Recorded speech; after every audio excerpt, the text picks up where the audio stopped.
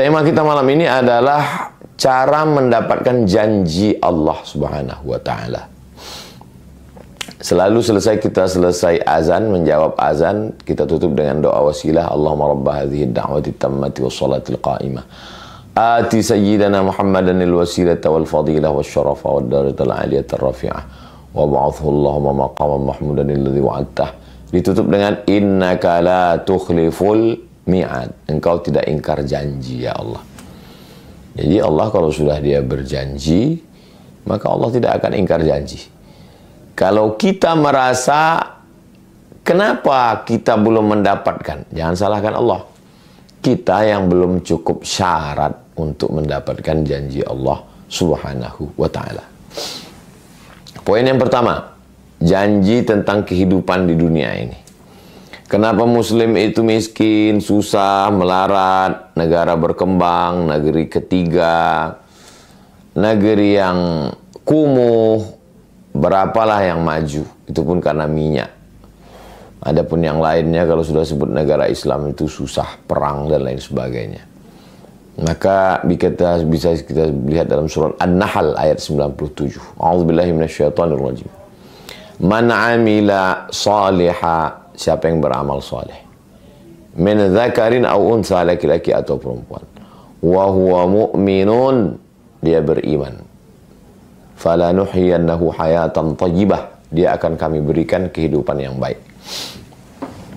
Jadi kalau kehidupan kita sekarang kurang baik, berarti ada dua kemungkinan. Kemungkinan yang pertama, ya kita tidak beramal soleh. Kemungkinan yang kedua, kita beramal soleh tapi tidak beriman. Makanya selalu bersanding dia, innal insana lafi khusr, manusia itu rugi, illal ladzina amanu, beriman. Setelah itu wa amilus salihati, amal soleh. Iman, keyakinan, sifatnya di dalam, motivasi, semangat, tidak kelihatan. Sedangkan amal soleh, action, gerakan, etos kerja. Ada orang yang etos kerjanya mantap, tapi dalamnya kosong. Akhirnya gaji yang didapatkan itu ya untuk foya-foya, mabuk, sakau, pacaran, seks bebas, LGBT. Akhirnya kesepian di dalam keramaian. Angka bunuh diri tinggi, stres, depresi, anxiety, bunuh diri. Apalah artinya itu? Maka tidak bahagia. Tidak hayatan thayyibah. Mungkin negara maju, Amerika, Eropa, Jepang, Korea. Tapi angka pembunuhan, nyetir sambil mabuk, kemudian hidup kesepian, atau kelihatannya beriman, masjidnya, sholatnya, jamaah hajinya, tapi susah. Kenapa? Karena tidak ada etos kerja. Nah ini jadi, saya jumpa dengan salah seorang diplomat kita yang kebetulan bekerja di KBRI, Kedutaan Besar Republik Indonesia di Kuba. Sebelum di sini Ustadz Somad, saya di Kuba katanya. Fidel Castro Pak. Iya. Wah, sering ngisap cerutu dong. Oh, saya nggak merokok Pak Ustadz. Oh. Gimana? Saya orangnya suka penasaran. Gimana kehidupan di Kuba itu Pak? Komunis kan? Tidak bertuhan, nggak percaya sama akhirat. Mereka tuh Pak Ustadz ya nggak ada agama.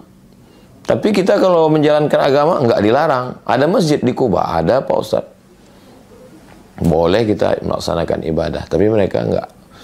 Bagi mereka ya hidup, habis itu mati, dia meninggalkan sesuatu, dikuburkan rame, itu orang sudah baik. Apa kesan Bapak selama tegas di Kuba itu? Istri saya melahirkan Ustadz. Saya minta tolong sama dokternya. Datang dokter itu nolong 6 orang Ustadz naik sepeda, karena gaji di sana rendah. Berkeringat-keringat itu dokter naik sepeda untuk menolong proses persalinan istri saya. Kemanusiaannya tinggi sekali Ustadz. Kenapa mereka punya kemanusiaan yang tinggi ya? Apa karena Che Guevara? Nah, saya ada baca sedikit tentang sahabat Fidel Castro, Che Guevara, orang kaya, dokter yang lari masuk ke hutan, untuk berjuang melawan borjuisme. Karena mereka ini komunis yang membela hak orang susah, proletarian. Jadi boleh jadi juga Ustadz, tapi yang jelas mereka kemanusiaannya sangat tinggi. Coba kita bandingkan, mungkin oknum ya, tidak semua dokter yang malpraktek, ikut membantu aborsi, ketika tertangkap di lantai rumah ternyata banyak janin-janin, sombong, angkuh, kemana kemanusiaannya. Tapi ketika berangkat haji dan umroh nangis di pintu Ka'bah. Jadi agama itu hanya untuk pembenaran. Saya tidak mengeneralisir kasusnya semua. Terjadi dalam beberapa orang. Ya dia anggap ini dunia untuk cari duit, halal haram, hantang kromo, bantai saja, riba, sudi, sikut sana, sikut sini, hantam sana, hantam sini. Setelah dapat duit, pergi ke Makkah, nangis di pintu Ka'bah, selesai. Nggak bisa begitu. Itu kedunguan yang dijadikan agama. Maka kata Syekh Muhammad Al-Ghazali, saya khawatir ada orang dungu, lalu ketika dia beragama, kedunguannya dijadikannya agama. Makanya standar keberagamaan kita itu adalah ati Allah wa ati Rasul, ikut Allah Al-Quran, wa ati Rasul, ikut Rasulullah SAW. Sunnah Nabi, kalau tidak paham, tidak ngerti, ikut al-ulama, teknisinya itu ulama. Al-ulama warathatul anbiya. Jadi kalau mau bahagia, syaratnya hidup di dunia ini nggak banyak-banyak. Man amila salihan, amal soleh, min zakarin, laki-laki, au unsa, perempuan, wa huwa mu'minun, beriman kepada Allah.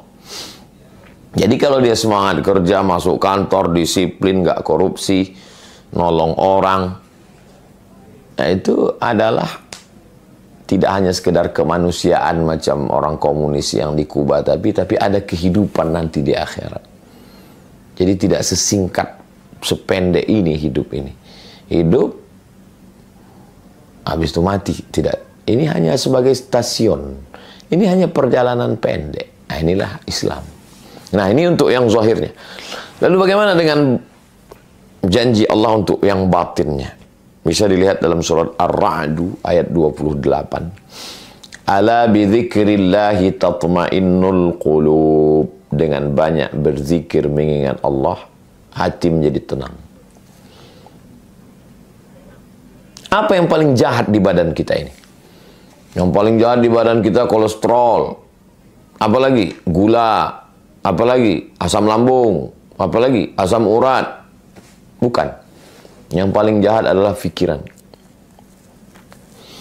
Nanti kalau begini, tekanan segala macam, akhirnya naik asam lambung, naik asam urat, naik diabetes, gula, naik kolesterol. Makanya orang gila sehat.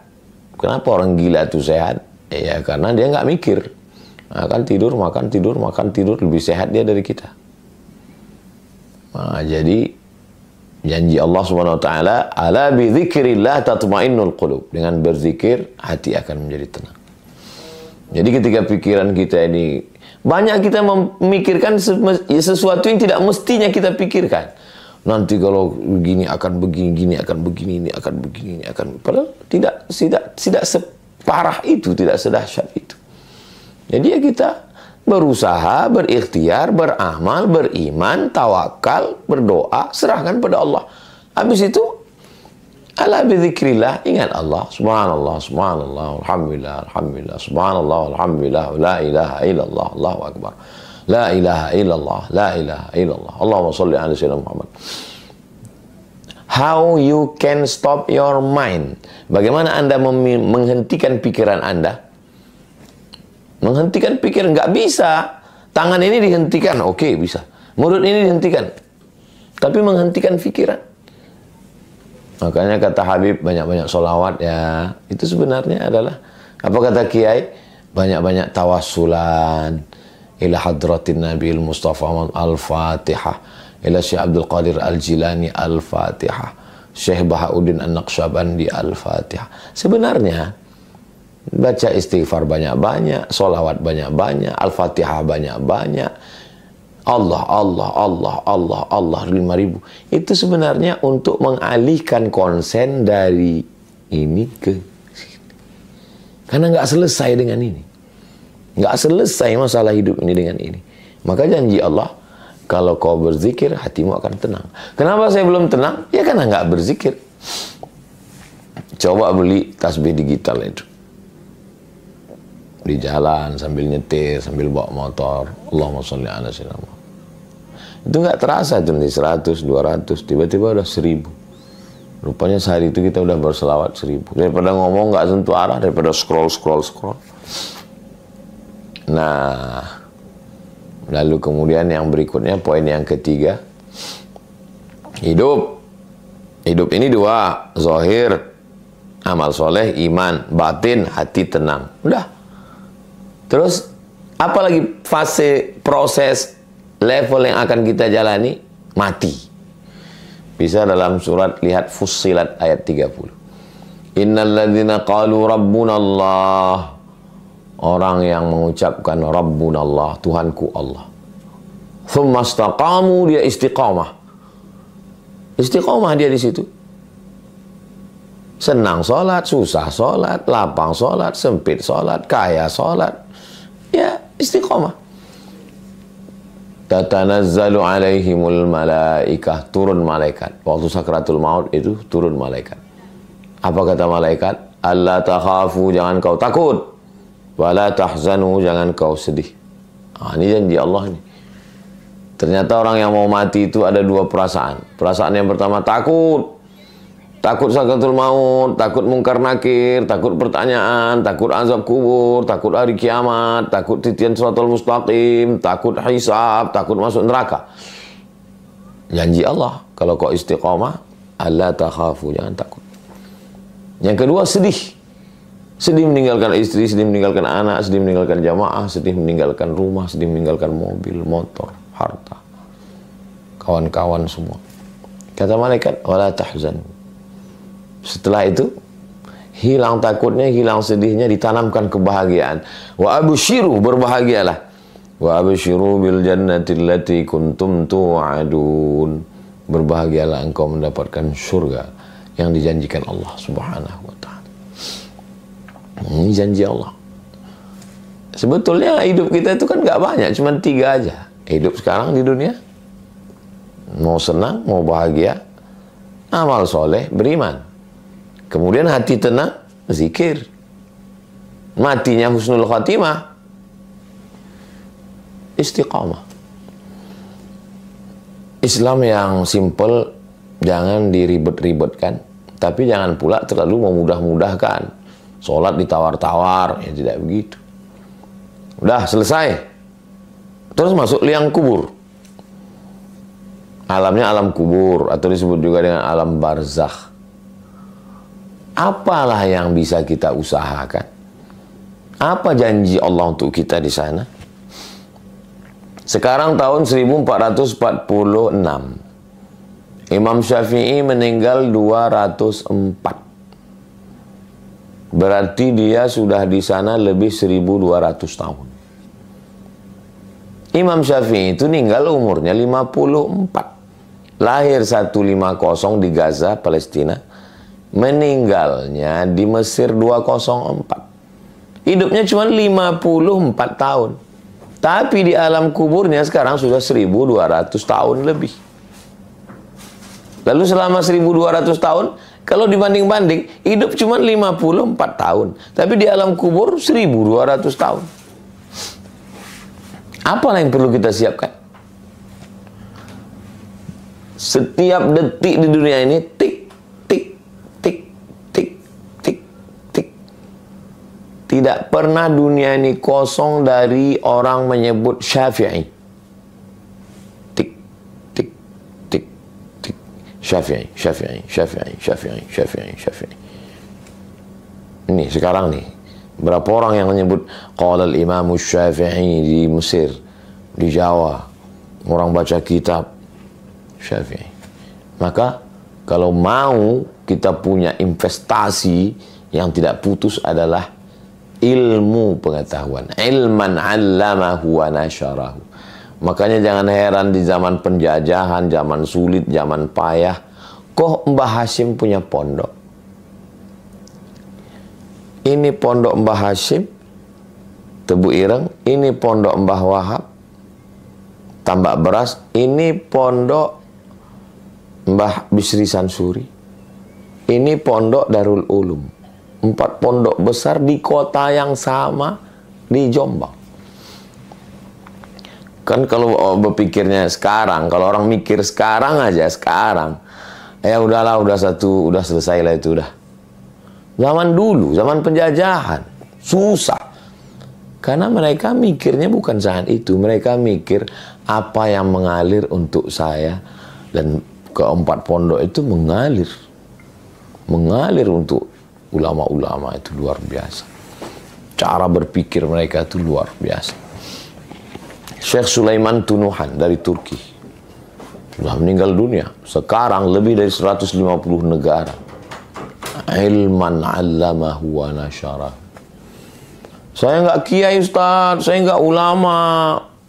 Ya, datang ke pondok, tanya, Yai, berapa di sini anak yatim, fakir miskin, duafa yang bisa saya bayarkan uang sekolahnya setahun, 2 tahun, 3 tahun, 5 tahun.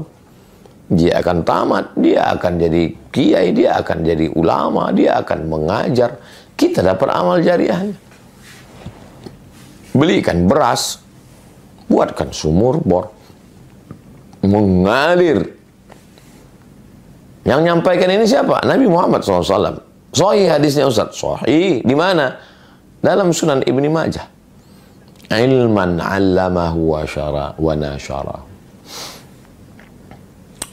Imam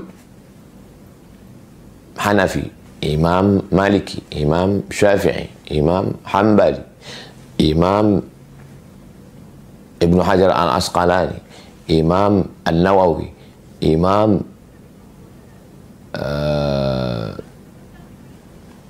Jalaluddin Abdurrahman As-Suyuti.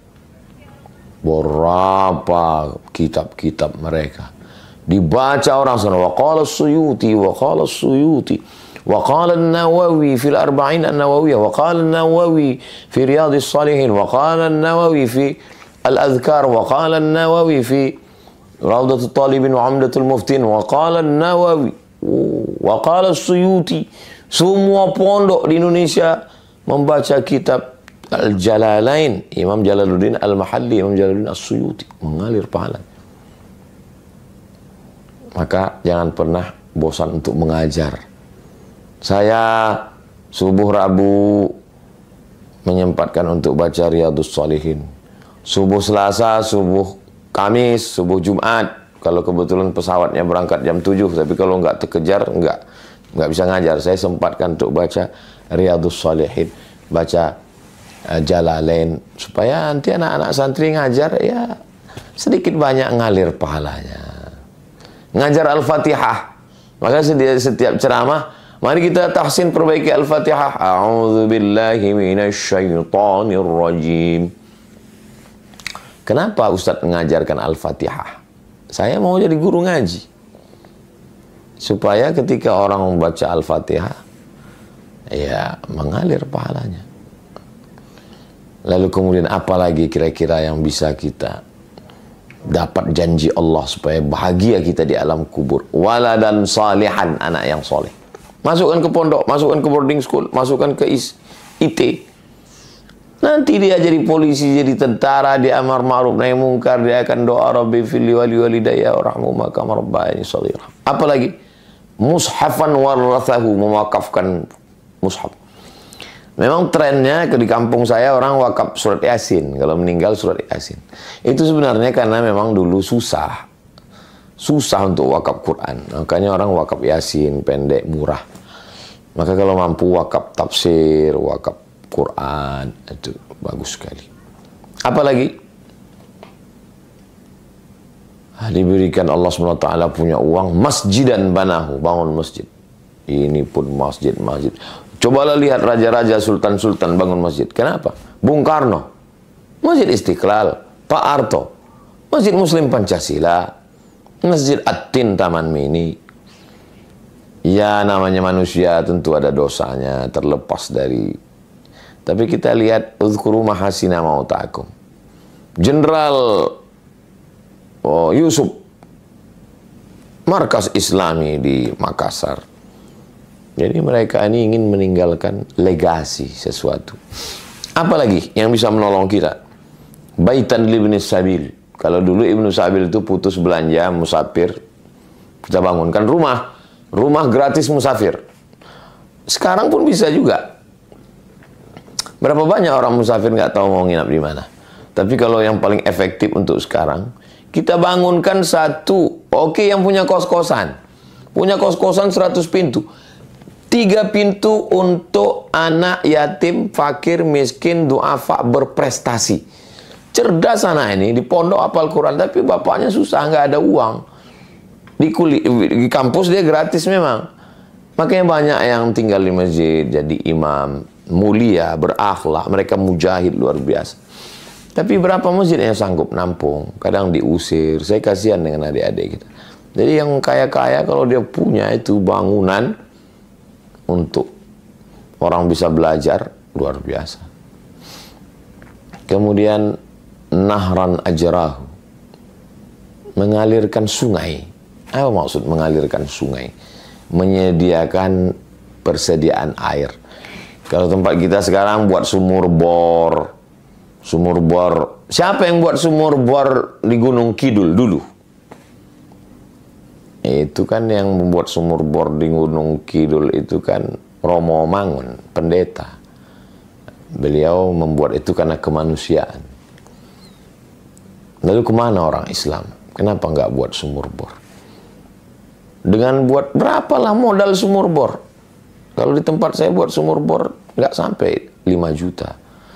Anak-anak bisa mandi, bisa wudhu, bisa sholat, bisa minum, filter air dan lain sebagainya, persediaan air. Kemudian shadaqatan akhrajaha fi sihhatihi wa hayatihi talhaquhu ba'da mauti. Sedekah yang kita berikan ketika kita masih hidup, masih sehat, maka itu mengalir sampai hari kiamat insyaallah.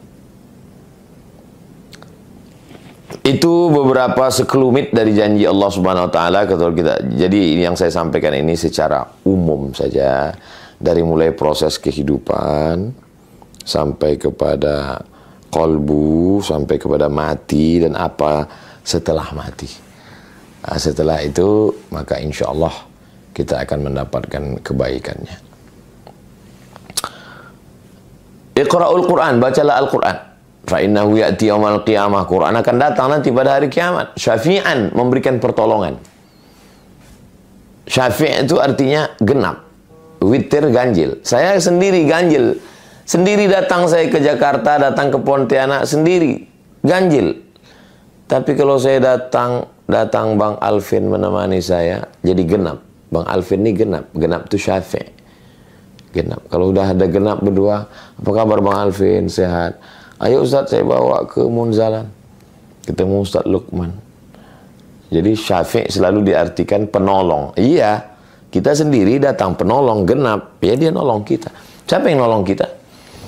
Yang menolong kita Al-Quran. Iqra'ul Quran, baca Al-Quran. Fa innahu ya'ti yaumal qiyamah. Quran akan datang pada hari kiamat. Syafi'an li ashabih, memberikan syafaat kepada orang-orang yang membacanya. Itu kalau kita laksanakan, maka insya Allah Allah tidak akan ingkar janji. Allah akan menunaikan janjinya, maka insya Allah kita laksanakan ini. Kita hidup 1445 tahun setelah Nabi SAW. Bagaimana supaya dekat dengan dia? Munculkan rasa cinta dalam hati. Almar'u ma'aman ahab. Orang akan bersama dengan siapa yang dia cintai. Cinta kita kepada Nabi, sayang kita ke Nabi. Nah, kita sama nanti dengan Nabi. Doakan Bapak, Ibu, Abang, Kakak, Adik, Encik, Puan, Tuan, kawan, sahabat, jamaah semua. Doakan supaya Ustaz Somad bisa dekat dengan Nabi Muhammad SAW. Dengan cara ikut ngaji, baca sirah, baca sejarah. Setelah itu muncul rasa rindu, rasa cinta, rasa sayang. Kalau sudah sayang, berkorban.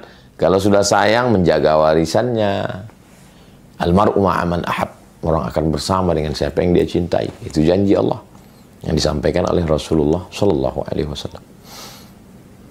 Lalu kemudian kita dijanjikan, man qala la ilaha illallah Muhammadur Rasulullah dakhalal jannah. Siapa yang mengucapkan la ilaha illallah Muhammadur Rasulullah dakhalal jannah, maka kita istiqamah ini. Istri, la ilaha illallah Muhammadur Rasulullah. Suami, la ilaha illallah Muhammadur Rasulullah. Anak, la ilaha illallah Muhammadur Rasulullah. Mantu, la ilaha illallah. Cucu, la ilaha illallah Muhammadur Rasulullah. Aqidah, siapa yang mengucapkan la ilaha illallah Muhammadur Rasulullah dakhalal jannah, masuk surga. Janji Allah SWT. Masa iya la ilaha illallah Muhammadur Rasulullah masuk surga? Imam Ibnu Qayyim Al-Jauziyah ketika ditanya, apa iya Imam, siapa yang mengucapkan la ilaha illallah Muhammadur Rasulullah dapat kunci surga masuk? Ya, dapat kuncinya. Cuman kuncinya belum ada giginya. Kunci kalau nggak ada giginya ya nggak kebuka. Giginya itu apa? Ya ibadah. Kalau sudah la ilaha illallah Muhammadur Rasulullah, sholat. Kalau sudah la ilaha illallah Muhammadur Rasulullah, puasa, bayar zakat, haji dan umrah, berjihad. Jangan aniaya orang, jangan zolimi orang. Bukan mantra, bim salah bim abrakadabra, la ilaha illallah Muhammadur Rasulullah, mabuk, la ilaha illallah Muhammadur Rasulullah, itu namanya munafik. Lain di mulut, lain di hati. Orang munafik di mana letaknya? Innal munafiqina fid darkil asfal. Orang munafik itu pada level terendah minan nar, dari api neraka. Fid darkil asfali minan nar. Ini neraka itu pintunya ke atas, apinya di bawah, yang paling panas keraknya di bawah. Itulah tempatnya orang yang lain di mulut, lain di bibir, lain di hati, lain cakap, lain perbuatan. Nah, jadi kita amalkan ajaran Islam ini, maka Allah Subhanahu wa taala memberikan janji kepada kita. Wasari'u ila maghfiratin min rabbikum wa jannatin 'arduha as-samawati wal ardu u'iddat lil muttaqin. Wasari'u, bersegeralah, cepat, jangan tunda. Ila maghfiratin, kepada ampunan Allah. Taubat. Nantilah, nunggu tua dulu lah, nunggu pensiun lah, nunggu buat rumah lah, nunggu anak kuliah lah. Enggak bisa gitu. Wasari'u, bersegera. Wasari'u ila maghfiratin min rabbikum wa jannatin, bersegera berlomba-lomba untuk dapatkan surga Allah. Arduhas samawati wal ard, luasnya seluas langit dan bumi. Untuk siapa? U'iddat lil muttaqin, yang dijanjikan Allah untuk orang-orang yang bertakwa. Takut zina bukan karena polisi, takut pacaran bukan karena ayah, takut selingkuh bukan karena suami, tapi takutnya karena Allah. Makanya di antara doa, Allahumma qsim lana min khasyiatik, tanamkan rasa takut dalam hati kami, ma yahulu bainana wa baina ma'asik, dengan rasa takut itu membuat kami tidak jadi melakukan perbuatan maksiat. Niatnya ada tapi tak jadi. Kita sama berdoa, mudah-mudahan kita termasuk yang mendapatkan janji Allah, dan kita istiqamah, beramal soleh, beriman, berzikir, istiqamah, menyebarkan ilmu, mendidik anak soleh, mewakafkan mushaf dan kitab-kitab Islami, membangun masjid, membangun rumah untuk asrama, kos-kosan untuk anak-anak tidak mampu, mengalirkan air, memberikan sedekah, membaca Al-Quran, bersegera, tidak menunda-nunda amal. Mudah-mudahan kita termasuk orang yang minal ladzina yastami'una al-qawla fayattabi'una ahsanah. Jadikan kami orang-orang yang mendengarkan ucapan yang baik lalu mengiringinya dengan amal yang baik. Allahumma rzuqna al-istiqamata 'ala syari'atil gharra wa tariqatil bayda. Berikan kami istiqamah dalam iman dan Islam. La tada' lana dzamban illa ghafartah, ampunkan dosa kami, wala dainan illa qadaitah, tolong lunaskan hutang piutang kami, bantu kami supaya lunas dari hutang piutang riba ya Allah. Wala maridan illa syafaitah, sembuhkan penyakit kami, saudara kami, orang tua kami, sahabat kami, anak kami, kawan kami, jamaah kami yang sakit, angkat penyakitnya. Saudara kami, guru kami, orang tua kami yang sudah mendahului kami, Allahumma ighfir lahum warhamhum wa'afihim wa'fu anhum. Allahumma jma'na ma'al habibil mustafa fi jannatikal ula, masukkan kami ke surga bersama Rasulullah SAW. Waqtim bis salihati amalana, tutup umur kami dengan husnul khatimah. Terima kasih segala perhatian, mohon maaf segala kesilapan dan kekhilafan. Terima kasih Bang Alvin Firdaus beserta seluruh tim yang ada di Pontianak, tim yang ada di Riau, Bapak, Ibu, Abang, Kakak, Adik, sahabat semuanya. Kita tidak pernah berpisah karena kita selalu bersama dalam doa. Doakan Ustaz Abu Somad, doakan semua kawan jamaah. Terima kasih. Wassalamualaikum warahmatullahi wabarakatuh.